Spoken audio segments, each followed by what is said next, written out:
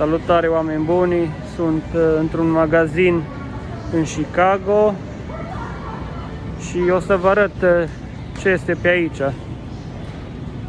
marfa care o au aici, comparat cu marfa din România.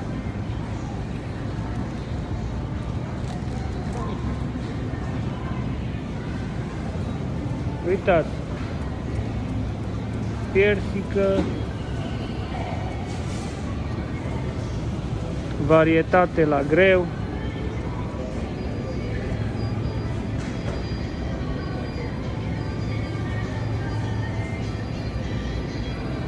citrice. Păi avem așa magazine în România, în București, în Cluj, în orașele majore din țară.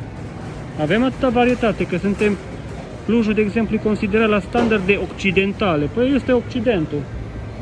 Avem în Cluj așa ceva, varietate. Uitați. Clujul lui Boc, de exemplu, sau acolo în București, în capitală.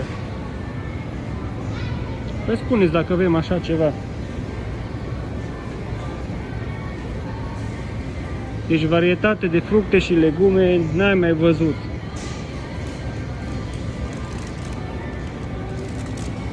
Merele astea, de exemplu, sunt 99 de cenți.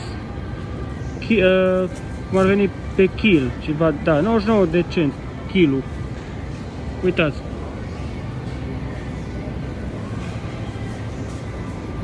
Aici e la standul de legume, castraveți, legume, varietate, ridic, tot ce vrei.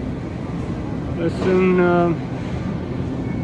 Chicago, în luna septembrie, la sfârșitul lunii septembrie. Acum mă duc la raionul de brânzeturi, lebeniță, miere, tot felul de mazăre, de fasole, aici varietate de brânzeturi.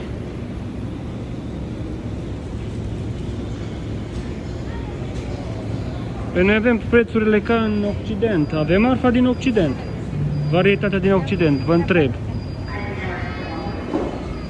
Nu o să avem așa magazin în țară nici în 20 de ani.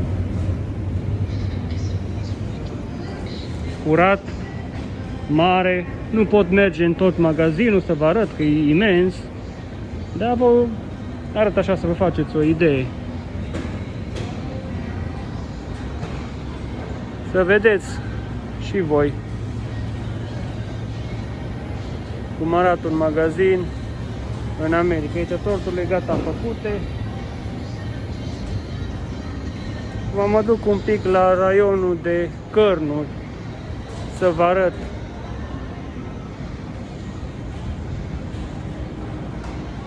Standul cu pește, somon, cărnuri, că la român le plac cărnurile,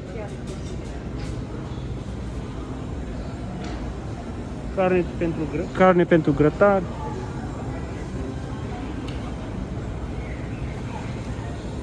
e imens magazinul ăsta alimentar, e foarte mare. V-am pupat și să dea Dumnezeu să fie și la noi într-o zi așa, și prețurile cum sunt aici. Numai bine!